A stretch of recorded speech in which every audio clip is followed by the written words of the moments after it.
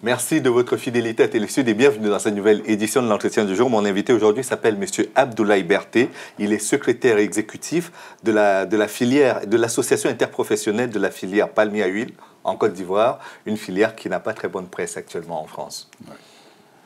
Merci beaucoup, M. Kemayou. Effectivement, la filière palmier, disons l'huile de palme de façon générale, a quelques problèmes.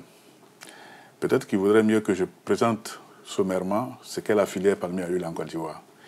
Il s'agit d'une filière qui regroupe près de 36 000 planteurs, de petits planteurs privés, et donc qui sont organisés en coopérative et qui exploitent près de 160 000 hectares de terrain. Et ces planteurs produisent environ 900 000 tonnes de régime, avec un rendement moyen de 5 tonnes à l'hectare. Retenez bien ce chiffre parce que pour la suite, ça va être important. Et donc la filière regroupe d'abord ces planteurs qui sont regroupés en coopérative et qui ont fait une fêtière. Donc cette fêtière représente donc le premier maillon de notre interprofession. Ensuite, vous avez un deuxième segment qui est constitué cette fois-ci des agro-industriels qui possèdent des terres, environ 50 000 hectares, et qui ont des usines dans lesquelles on triture donc la production des planteurs villageois, donc des petits planteurs individuels privés, et leur production. Ainsi, ces agro-industriels transforment environ 1 700 000 tonnes de régime. Donc, ils ont une association qui représente le deuxième segment de notre interprofession. Et l'huile qui est produite par ces agro-industries, à partir des productions des planteurs et de leur propre production, nous donne annuellement une production de 360 000 tonnes d'huile brute. Oui. Et donc, ensuite, vous avez la troisième section de notre interprofession, qui est constituée cette fois-ci des raffineurs. Ceux donc qui transforment l'huile brute en huile raffinée, savonnette et tout, et donc pour la consommation. Voici donc les trois segments opérationnels de notre interprofession. D'accord. Et donc, l'huile que nous produisons suffit à approvisionner nos usines localement, à tel point que nous en exportons dans la sous-région CEDEAO. Et l'ambition de notre filière en Côte d'Ivoire, c'est de faire en sorte qu'on puisse contribuer efficacement à la satisfaction des besoins en oléagineux de l'espace CEDEAO. D'accord. Mais aujourd'hui, le problème, il se pose en France, dans le marché français. J'en viens justement. Et donc, dans le souci, n'est-ce pas, de satisfaire, en tout cas de contribuer efficacement à la satisfaction des besoins en oléagineux, nous avons un projet, n'est-ce pas, de développement de notre production, qui doit passer de 360 000 tonnes peut-être à 860 000 tonnes d'ici 2020. Et ce qui suppose que nous soyons soutenus par des financiers, par des bailleurs de fonds, des partenaires au développement. Notamment l'Agence française de développement. L'Agence française de développement, la Banque mondiale, enfin tous ceux qui, par le passé, ont déjà soutenu cette filière. Mais il est évident que face à des campagnes telles que nous voyons sur les antennes, qui disent donc que disons, le développement de palmiers à huile détruit l'environnement, ces bailleurs de fonds peuvent être réticents, et à juste titre. Alors nous sommes là pour faire comprendre, n'est-ce pas, à tout le monde, à tous les consommateurs, qu'en fait, il ne faut pas faire un amalgame.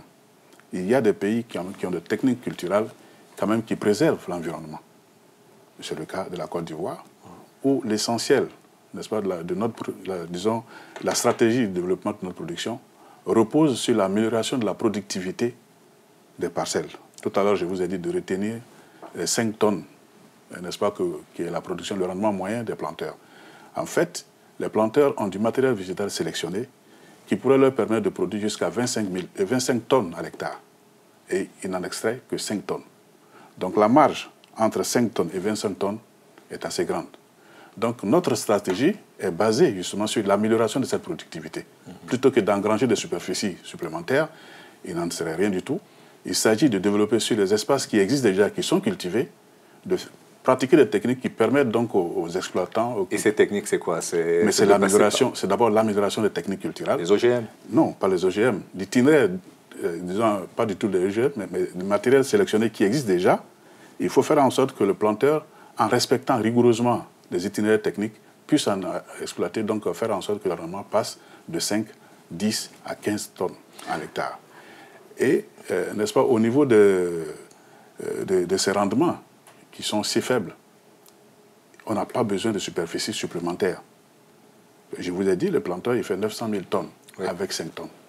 Si nous passons de 5 tonnes à 10-15 tonnes, donc nous triplons, sans pour autant toucher du tout à d'autres forêts, à des parcelles supplémentaires. Mais à la différence d'autres agriculteurs, comme par exemple ceux qui font le cacao ou le café, vous avez une industrie de pré-transformation, voire de transformation assez importante, et surtout, vous n'êtes pas très dépendant du marché extérieur, puisque vous êtes là pour satisfaire le besoin en interne, déjà en Côte d'Ivoire, puis au sein de la CEDEAO. Donc, ça vous donne quand même une marge d'action. Tout à fait. Mais nous avons besoin du soutien des bailleurs de fonds extérieurs, quand même, qui doivent avoir aussi le souci de la préservation de l'environnement. Donc, si nous allons devant un financier ou bien d'un bailleur de fonds pour vendre notre projet, il faudrait quand même que l'aspect environnemental soit préservé. Il faut qu'il soit rassuré. Il ne faudrait pas que ce soit le même système qui détruise la forêt par ailleurs. Donc, nous ne souhaiterons pas, en fait, être, disons, assimilés à ceux qui détruisent la forêt.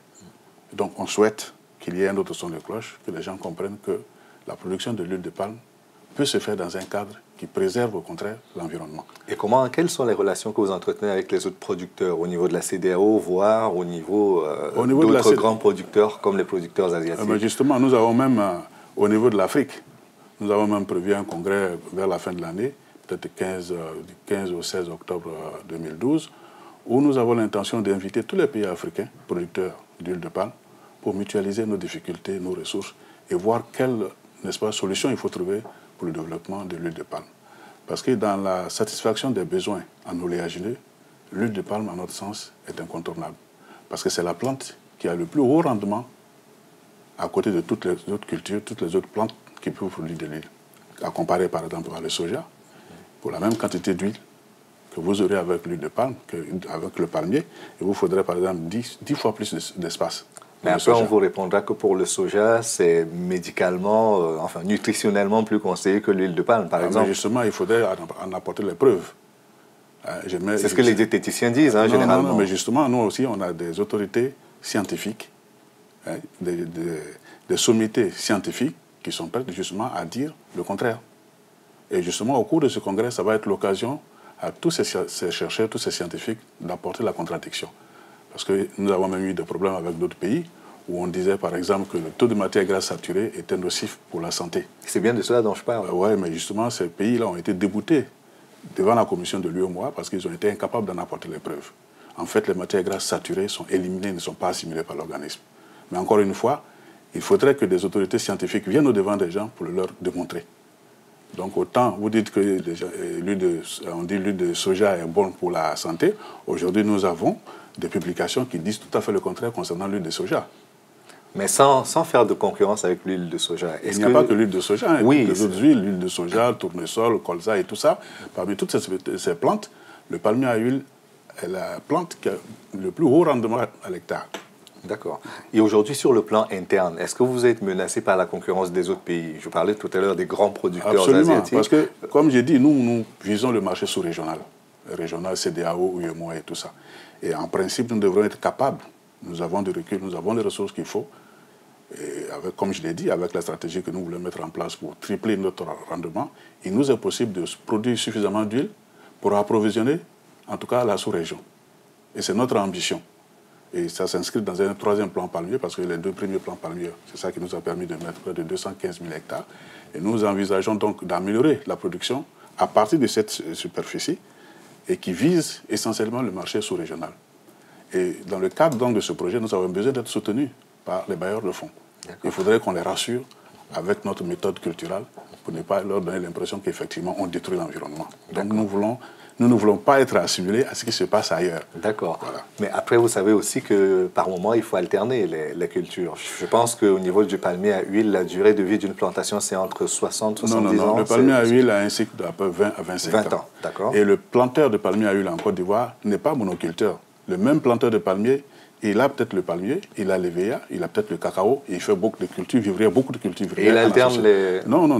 Le palmier à huile étant une culture pérenne, une fois qu'elle a occupé la surface, c'est pour 25 ans avant que vous la battiez et puis que vous renouvelez.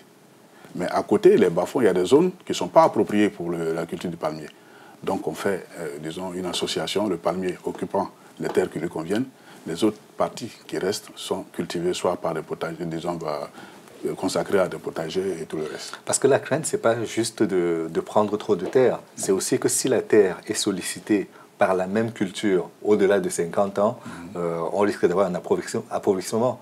Et après, il faudrait peut-être... Oui. Voilà, d'abord, le palmier, quand on le met en place, il est toujours en association avec une plante de couverture qui lutte contre les adventices. Les adventices sont les mauvaises herbes. Et cette plante de couverture est une légumineuse. Ça veut dire que c'est une plante qui capte l'azote de l'atmosphère et qui vit en symbiose avec le palmier. Donc, qui enrichit le sol. L'azote étant un élément de croissance. Donc, déjà là, nous n'appauvrissons pas le sol. Et puis ensuite, c'est une plante assez rustique. C'est une plante qui n'a pas beaucoup d'ennemis pour nécessiter l'utilisation de pesticides, d'insecticides, beaucoup de produits chimiques. Le palmier, comme le disait un de nos coopérants français, il faut le planter à l'envers pour qu'il meure, pour dire à quel point il est solide. Donc, nous n'avons pas tellement de soucis. C'est pour ça, justement, que nous allons profiter de ce congrès pour que, n'est-ce pas, des partenaires viennent sur nos terrains pour voir quel est notre système de culture qui diffère totalement, au contraire, qui préserve l'environnement. Et soit dit en passant, nous bénéficions, il y a peut-être 1 ou 2 mois, du crédit carbone, pour dire que le palmier, au contraire, capte beaucoup de CO2 et rejette beaucoup d'oxygène dans l'atmosphère. Très bien. Donc, il ne nous reste plus qu'à vous encourager par rapport à cela. Et donc, vraiment, le but de notre présence ici, c'est surtout pour apporter notre son de cloche, que les gens puissent comprendre qu'il y a d'autres façons de produire de l'huile de palme et qui préservent l'environnement et qui fait du développement durable. Voilà. Autant on a quantifié la production de cacao, de café en faisant un classement des pays africains, autant aujourd'hui sur l'huile de palme, je n'ai pas cette visibilité-là. La question est bienvenue. L'huile de palme en Côte d'Ivoire, c'est le premier pays exportateur d'huile de palme. Mais nous exportons essentiellement en Afrique. Nous sommes premier exportateur, mais deuxième producteur après le Nigeria. D'accord. Voilà, donc la Côte d'Ivoire a quand même cette ambition-là, de pouvoir, puisque nous suffisons déjà à notre consommation, nos industries sont suffisamment approvisionnées, et nous visons l'espace tout autour de nos pays qui sont autour. Et cette ambition ne pourra être, n'est-ce pas, assouvie que si nous avons du soutien de la communauté, et surtout que si nous n'avons pas de détracteurs au niveau des campagnes publicitaires qui disent que l'huile de palme n'est pas bien, et là, franchement, ça nous contrarie énormément. Mais espérons que pour les prochaines rencontres, aussi bien cette conférence que vous organiserez que les salons d'agriculture dans le monde entier vous permettront de faire passer le message au niveau des consommateurs et des autorités. C'est notre espoir. Merci d'être venu. Merci à vous. Et merci à vous également d'avoir suivi cette émission jusqu'à son terme. Rendez-vous demain pour une autre édition de l'Entretien du jour. À bientôt.